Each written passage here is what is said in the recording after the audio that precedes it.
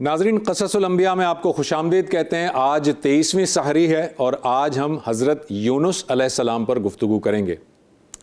حضرت یونس علیہ السلام کو مچھلی والے پیغمبر بھی کہا جاتا ہے۔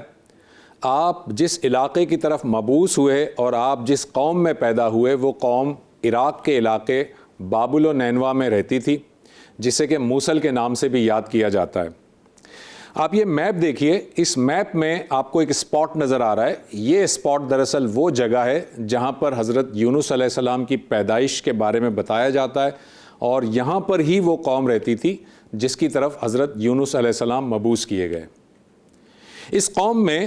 دیگر تو بہت ساری برائیاں تھیں ہی، معاشرتی برائیاں تھیں ان کے اندر، لیکن وہی والی بات، پچھلی قوموں کی طرح یہ قوم بھی اللہ وحدہ لا شریک پر ایمان نہیں لاتی تھی، بلکہ ان کے اللہ تعالیٰ کی ذات میں بہت سارے بتوں کو، دیوی دیوتاؤں کو وہ شریک کیا کرتے تھے۔ حضرت یونس علیہ السلام ان کو اس بات سے باز رکھتے تھے، اللہ کی وحدانیت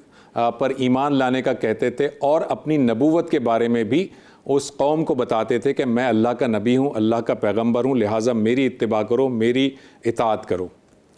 یہ قوم جو ہے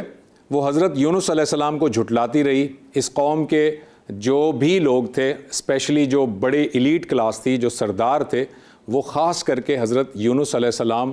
کا انکار کرتے رہے، انہیں جھٹلاتے رہے، اور اس طرح سے حضرت یونس علیہ السلام بار بار دعوت دیتے گئے، لیکن عام طور پر یہ بتایا جاتا ہے کہ حضرت یونس علیہ السلام کے اوپر کوئی شخص ایمان نہیں لایا، اور بعض روایات کے مطابق چند افراد جو تھے وہ صرف ایمان لائے تھے حضرت یونس علیہ السلام پر۔ مگر یہ ہوا کہ آپ نے اتنے سارے جو ایپیسوڈز دیکھے ہیں قصص الانبیاء میں، آپ نے دیکھا ہے کہ ہر پیغمبر اپنی قوم کی طرف جب جاتا ہے، قوم کی برائیوں کی نشاندہی کرتا ہے، قوم کو ان برائیوں سے باز رکھنے کی کوشش کرتا ہے، اپنی نبوت اور اللہ تعالیٰ کی وحدانیت کی تعلیم دیتا ہے، اور قوم جو ہے وہ جھٹلاتی رہتی ہے۔ لیکن پیغمبروں کا ہم نے دیکھا ہے کہ وہ ہمیشہ صبر کے ساتھ اپنی دعوت جاری رکھتے ہیں تا وقت کہ اللہ تعالیٰ کا حکم نہ آ جائے۔ جب اللہ کا حکم آتا ہے اور اللہ تعالیٰ جب پیغمبر کو کہتا ہے کہ آپ اس قوم کو چھوڑ کر ہجرت کر جائیے کیونکہ اس قوم پر عذاب آنے والا ہے، تب ہی وہ پیغمبر اپنی قوم کو چھوڑ کر وہاں سے جاتے ہیں۔ مگر حضرت یونس علیہ السلام کے ساتھ معاملہ یہ ہوا کہ حضرت یونس علیہ السلام کافی عرصے تک اپنی اس قوم کو دعوت دیتے رہے، مگر بالآخر حضرت یونس علیہ السلام کا صبر کا پیمانہ لبریز ہو گیا، اور حضرت یونس علیہ السلام نے ایک انتہائی قدم اٹھایا۔ وہ انتہائی قدم کیا تھا ناظرین؟ وہ انتہائی قدم یہ تھا کہ حضرت یونس علیہ السلام نے اللہ تعالیٰ کے حکم کا انتظار کیے بغیر اپنی قوم سے یہ کہہ دیا کہ تم پر 3 دن کے بعد عذاب آ جائے گا اللہ کا، کیونکہ تم میری بات نہیں مان رہے ہو، تم میری دعوت کا انکار کر رہے ہو، لہٰذا اللہ کا عذاب آئے گا جس طرح پچھلی قوموں میں آیا تھا، تو تمہارے اوپر 3 دن کے بعد اللہ کا عذاب آ جائے گا۔ اور یہ کہہ کر وہ اس بستی سے خود ہی چلے گئے۔ روایات میں آتا ہے کہ وہ اپنی بستی کو چھوڑ کر جس مقام پر گئے وہ جنوب کی طرف وہ سفر کرتے گئے، یہاں تک کہ وہ دریائے فرات کے کنارے پہنچ گئے۔ یہ والا میپ دیکھیے آپ، اس میپ میں آپ کو نظر آ رہا ہے کہ حضرت یونس علیہ السلام کہاں پر موجود تھے، کس قوم کی طرف موجود تھے، اور کس طرف آپ نے ہجرت کی۔ جہاں پر آپ دریائے فرات کے پاس پہنچے تو آپ نے وہاں دیکھا کہ وہاں پر ایک کشتی ہے جو کہ مسافروں سے بھری ہوئی ہے اور روانگی کے لیے تیار ہے۔ آپ اپنی قوم سے چونکہ روٹ کر ناراض ہو کر چلے آئے تھے تو آپ اس کشتی میں سوار ہو گئے۔ جب آپ اس کشتی میں سوار ہوئے، وہ کشتی جو ہے وہ چلنے لگی، اور جب بیچ دریا میں پہنچی یا بیچ سمندر میں پہنچی تو اس کشتی میں جو ہے وہ ہچکولے لینے شروع کر دیے، اور ایک طوفان آ گیا اور کشتی جو ہے وہ ڈوبنے لگی۔ جب وہ ڈوبنے لگی تو وہاں کے مقامی روایات کے مطابق لوگوں نے یہ کہا کہ شاید اس کشتی میں کوئی ایسا غلام سوار ہے جو اپنے آقا سے بھاگ کر آیا ہے، اور اس وجہ سے کشتی جو ہے وہ طوفان میں گر گئی ہے۔ یہ وہاں کی روایات تھی۔ لیکن جب یہ بات ہوئی تو حضرت یونس علیہ السلام کو اس وقت فوراً سے خیال آیا کہ شاید میں ہی وہ غلام ہوں جو اپنے اس آقا سے فرار ہو کر آیا ہے، آقا کے حکم کا انتظار کیے بغیر میں اپنی قوم کو چھوڑ کر آ گیا ہوں۔ تو حضرت یونس علیہ السلام نے اس کشتی والوں سے کہا کہ میں ہوں وہ غلام، اور مجھے جو ہے وہ تم دریا میں پھینک دو۔ لیکن آپ کا چہرہ اتنا نورانی تھا کہ وہ جو لوگ تھے وہ نہیں مانے، اور انہوں نے قرآن اندازی کی۔ اور 3 مرتبہ قرآن دازی کی گئی اور تینوں مرتبہ حضرت یونس علیہ السلام ہی کا نام نکلا۔ چنانچہ حضرت یونس علیہ السلام خود اٹھے اور دریا میں چھلانگ لگا دی۔ جب آپ نے اس دریا میں چھلانگ لگائی تو اللہ تعالیٰ نے ایک بہت بڑی مچھلی کو حکم دیا کہ تم یونس کو اپنے اندر سمیٹ لو، یونس کو نگل لو، لیکن خبردار یونس تمہاری خوراک نہیں ہے، بلکہ یونس کو تم ہماری امانت کے طور پر اپنے پاس رکھ لو۔ چنانچہ وہ مچھلی جو تھی اس نے حضرت یونس علیہ السلام کو نگل لیا اور حضرت یونس علیہ السلام مچھلی کے پیٹ میں زندہ سلامت موجود تھے۔ مچھلی کے پیٹ میں بعض روایات کے مطابق آپ 3 دن تک رہے اور بعض روایات کے مطابق آپ 40 دن تک مچھلی کے پیٹ میں رہے، اور مچھلی کے پیٹ میں جب آپ موجود تھے اور آپ نے دیکھا کہ میں یہاں پر موجود ہوں اور زندہ بھی ہوں، تو فوراً آپ کو اپنی غلطی کا احساس ہوا اور آپ اللہ تعالیٰ کے حضور جو ہے وہ گڑ گڑائے، اللہ تعالیٰ سے مغفرت طلب کی، اور بڑی مشہور دعا جو حضرت یونس علیہ السلام نے مچھلی کے پیٹ میں کی تھی وہ ہے لا الہ الا انت سبحانک انی کنت من الظالمین، بے شک تو ہی معبود ہے، تو ہی پروردگار ہے، بے شک تو پاک ہے اور میں ہی ظالموں میں سے ہوں۔ اور آپ دیکھیے کہ یہ وہ آیہ مبارکہ ہے جس کو عام طور پر ہم جو ہے وہ مختلف مجالس کے اندر ورد کے طور پر پڑھتے ہیں، اس کی مجالس سے منعقد کرتے ہیں، اور اس آیت کے فوراً بعد جو قرآن مجید کی آیت ہے وہ یہ ہے فَاسْتَجَابَ لَهُ وَنَجَّيْنَاهُ مِنَ الْغَمِّ، ہم نے فوراً یونس کی بات کو سن لیا اور ان کی دعا کو قبول کیا اور ان کے غم کو دور کر دیا، وَكَذَلِكَ نَنْجِي الْمُؤْمِنِينَ، اور ہم اسی طرح سے مومنوں کے غم کو دور کیا کرتے ہیں۔ لہٰذا ہمارے اسکالرز یہ بتاتے ہیں کہ یہ آیہ مبارکہ بڑی اہمیت کی حامل ہے، اور جب بھی کبھی آپ کو یہ احساس ہو، ندامت ہو، شرمندگی ہو، آپ کو گناہوں کا بوجھ لگے تو اس آیت کا ورد کرنا چاہیے، لا الہ الا انت سبحانک انی کنت من الظالمین۔ اس آیہ مبارکہ کے پڑھنے کے بعد اللہ تعالیٰ نے مچھلی کو حکم دیا کہ تم جو ہے صحیح سلامت یونس کو کنارے پر ڈال دو۔ لہٰذا میں نے جیسے کہ کہا تھا کہ بعض روایات کے مطابق 40 دن آپ مچھلی کے پیٹ میں رہے، تو 40 دن کے بعد مچھلی نے آپ کو زندہ سلامت کنارے پر اللہ تعالیٰ کے حکم سے ڈال دیا۔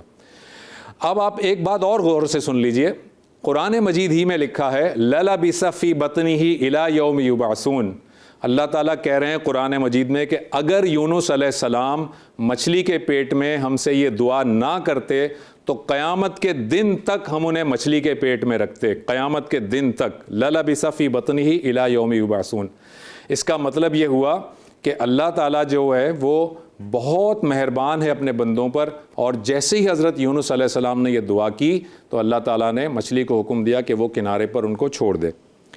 اب حضرت یونس علیہ السلام کنارے پر تو آ گئے، لیکن چونکہ مچھلی کے پیٹ میں اتنے روز آپ رہے تھے، لہٰذا آپ کے جسم کی جو کھال ہے، جو اسکن ہے، وہ بہت ہی عجیب سی گل سی گئی تھی، نرم ہو گئی تھی، جس طرح کہ عام طور پہ جب پرندوں کے بچے پیدا ہوتے ہیں تو ان کی کھال بہت نرم سی ہوتی ہے، گویا آپ بہت ہی کمزور تھے، بہت لاغر ہو گئے تھے۔ بعض روایات میں آتا ہے کہ ایک جنگلی بکری جو ہے وہ آتی تھی آپ کے پاس، آپ اس سے دودھ لیتے تھے اور دودھ جو ہے وہ نوش فرماتے تھے، لہٰذا آپ کچھ عرصے تک وہیں پر رہے۔ اور اب دوسری جانب دیکھیے، دوسری جانب یہ ہوا کہ جس قوم کو چھوڑ کر آپ آ گئے تھے اور قوم کو آپ نے یہ کہا تھا کہ 3 دن کے بعد تمہارے اوپر عذاب آ جائے گا، آپ کو پتہ ہے کہ اللہ تعالیٰ نے عذاب کا ارادہ نہیں کیا تھا، نہ ہی اللہ تعالیٰ نے عذاب کا فیصلہ کیا تھا، بلکہ حضرت یونس علیہ السلام غصے میں قوم کو اپنی طرف سے یہ کہہ کر آ گئے تھے، لہٰذا اللہ تعالیٰ یہ بھی نہیں چاہتا تھا کہ ان کے پیغمبر کی بات جھوٹی ثابت ہو جائے، اور اللہ تعالیٰ یہ بھی نہیں چاہتا تھا کہ اس قوم کو عذاب دیا جائے، کیونکہ اس قوم کے اندر ابھی ایمان کو حاصل کرنے کی رمق باقی تھی۔ لہٰذا اللہ تعالیٰ نے اپنے پیغمبر کی اس بات کا مان رکھنے کے لیے جیسے ہی 3 دن گزرے اس قوم کی طرف سیاہ بادل آنے لگے، اور یہ جب سیاہ بادل آنے لگے تو قوم بہت ڈر گئی، سہم گئی، اور قوم کو اندازہ ہو گیا کہ یونس علیہ السلام سچے تھے، اللہ کے پیغمبر تھے، اور چونکہ وہ 3 دن کا کہہ کر گئے تھے اور غصے میں گئے تھے، لہٰذا اب جیسے ہی 3 دن ہو گئے تو یہ جو بادل آ رہے ہیں یہ اللہ کا عذاب بن کر آئے ہیں، اور اللہ کا عذاب اب ہم پر نازل ہوگا، لہٰذا یہ پوری کی پوری قوم، بچے، بوڑھے، جوان، سب کے سب، یہاں تک کہ مویشی بھی، پوری کی پوری قوم جو ہے وہ ایک میدان میں نکلی اور اللہ تعالیٰ سے معافی مانگنے لگی کہ یا اللہ ہم سے بہت بڑی غلطی ہو گئی ہے، تو یہ عذاب ہٹا دے۔ اب آپ دیکھیں اللہ تعالیٰ نے اپنے پیغمبر کی مان بھی رکھا، عذاب کے ایک طرح سے اثرات آنے لگے، اور اللہ تعالیٰ نے چونکہ اس قوم پر عذاب کا فیصلہ نہیں کیا تھا، لہٰذا جیسے ہی یہ قوم استغفار کرتی ہوئی میدان میں آئی تو اللہ تعالیٰ نے وہ عذاب ٹال دیا۔ روایات میں آتا ہے کہ یہ واحد قوم ہے، حضرت یونس علیہ السلام کی ایک واحد قوم ہے جس پر عذاب کے آثار آئے اور استغفار کے بعد عذاب ٹل گیا، ورنہ کبھی کسی قوم پر بھی عذاب کے جب آثار آتے ہیں تو عذاب برس کر رہتا ہے، عذاب نازل ہو کر رہتا ہے، مگر اس قوم پر اللہ تعالیٰ نے عذاب ہٹا دیا۔ اب جب یہ عذاب ہٹ گیا ناظرین، تو پھر حضرت یونس علیہ السلام کی یہ قوم اس فکر میں ہوئی کہ حضرت یونس علیہ السلام ناراض ہو کر چلے گئے ہیں اور وہ اللہ کے نبی ہیں، انہیں ڈھونڈا جائے۔ تو چنانچہ قوم کے کچھ لوگ آپ کو ڈھونڈنے کے لیے نکلے، اور جب آپ کو ڈھونڈتے ڈھونڈتے وہ فرات کے کنارے پر پہنچے تو حضرت یونس علیہ السلام وہاں پر موجود تھے، جو کہ اسی کنارے پر تھے اور جو اس طرح سے زندگی گزار رہے تھے جیسے کہ میں نے آپ کو بتایا تھا۔ لہٰذا وہ قوم آپ کو منا کر، آپ سے معافی مانگ کر آپ کو دوبارہ لے آئی، اور حضرت یونس علیہ السلام پھر اسی قوم میں رہے، ان کو تبلیغ کرتے رہے، اور اس کے بعد آپ کا وہیں پر وصال ہوا۔ آپ کے مقبرے کے بارے میں جو روایات ہمیں ملتی ہیں وہ بعض جگہ پر 2 اور بعض جگہ پر 3 روایات ملتی ہیں، لیکن میں آپ کو 1 بائی 1 چیزیں بتاتا ہوں۔ ایک مقبرہ آپ کا بتایا جاتا ہے جو شام کے علاقے میں ہے۔ یہ آپ پکچر دیکھیے، یہ مقبرے کا اندرونی منظر ہے، یہ سیریا میں ہے، اور اس کی اگلی پکچر دیکھیے، یہ ہے وہ مقبرہ جو حضرت یونس علیہ السلام کا مقبرہ بتایا جاتا ہے۔ دوسری روایت کے مطابق آپ کا جو مقبرہ ہے وہ فلسطین میں ہے، اور فلسطین میں آپ یہ والی پکچر دیکھیے ناظرین، یہ پکچر مسجد یونس کہلاتی ہے، مسجد یونس جو کہ فلسطین میں ہے۔ اور اس کی اگلی پکچر اب آپ دیکھیے، یہ مسجد کا گیٹ ہے، اور اس گیٹ پر ایک تختی لگی ہوئی ہے۔ اگر آپ اس تختی کو غور سے دیکھیں تو اس پہ لکھا ہوا ہے مسجد یونس علیہ السلام، یعنی کہ یونس علیہ السلام سے منسوب یہ مسجد ہے۔ اب آپ کو میں تیسری پکچر دکھاتا ہوں، اس پکچر کو دیکھیں، یہ حضرت یونس علیہ السلام کے مقبرے کی جالی ہے، اور اس کے اندر مقبرہ موجود ہے۔ اگلی پکچر دیکھیے، یہ ہے وہ مقبرہ جو حضرت یونس علیہ السلام کا مقبرہ کہلاتا ہے،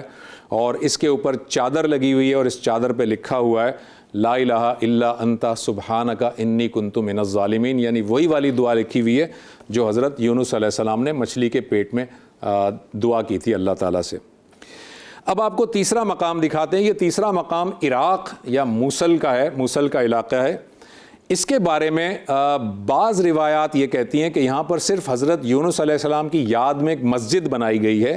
اور بعض روایات کے مطابق اسی مسجد میں کسی جگہ پر آپ کی قبر بھی موجود ہے جس کا نشان نہیں ہے۔ بہرحال میں آپ کو یہ مسجد بھی بتا دیتا ہوں۔ اس میں آپ دیکھیں، اس پکچر میں یہ مسجد یونس کا خوبصورت منظر ہے، اور یہ مسجد یونس دراصل عراق کے علاقے موصل میں موجود ہے۔ آپ ناظرین یہ پکچر دیکھ رہے ہیں، اس پکچر پہ مسجد بڑی خوبصورت ہے اور بڑی عالیشان مسجد ہے، لیکن 2014 میں یعنی بہت حال ہی میں اس پر کچھ دہشت گردوں نے حملہ کیا تھا، اور اس مسجد کے اندر بمبارڈمنٹ کی تھی، بم سے اڑانے کی اس کو کوشش کی گئی تھی، اور اس مسجد کو منہدم کر دیا گیا تھا ان فسادیوں کے ہاتھوں۔ اور آپ یہ دیکھیں، یہ پکچر آپ کو میں دکھا رہا ہوں، یہ مسجد میں اٹیک جو ہوا تھا 2014 میں، یہ اس کی پکچر ہے۔ اس کی اگلی پکچر بھی دیکھیے، یہ بھی جو ہے وہ اسی واقعے کی ہے۔ اور اس کے بعد یہ تیسری پکچر آپ دیکھیں، یہ تیسری پکچر بھی آپ کو نظر آ رہا ہے کہ مسجد کو جو ہے وہ ان فسادیوں نے، ان دہشت گردوں نے شہید کرنے کی کوشش کی تھی، منہدم کرنے کی کوشش کی تھی۔ لیکن ہوا یہ کہ جب یہ مسجد کو شہید کیا گیا تو اتفاق سے اس مسجد کے بیسمنٹ میں، یعنی مسجد کی جو فاؤنڈیشن ہے، فاؤنڈیشن کو بھی نقصان پہنچا۔ جب مسجد کے کھنڈرات کو دوبارہ سے کھودا گیا تو اس کے نیچے سے 2500 سال پرانے مجسمے برآمد ہوئے، گویا کہ اس کے بارے میں کہا جاتا ہے کہ یہ وہی مجسمے ہیں جو کہ حضرت یونس علیہ السلام کی قوم جس کی پوجا کیا کرتی تھی۔ یہ مجسمے دیکھیں، یہ آپ کو ایک پکچر نظر آ رہی ہے، اس کے اندر یہ وہ مجسمے ہیں جو اس مسجد کی بیسمنٹ سے کھدائی کے دوران نکلے۔ ایک دوسری پکچر دیکھیے، اس میں بھی آپ کو مختلف قسم کے مجسمے نظر آ رہے ہیں۔ اور یہ تیسری پکچر آپ کو میں دکھا رہا ہوں، اس میں بھی آپ دیکھ سکتے ہیں کہ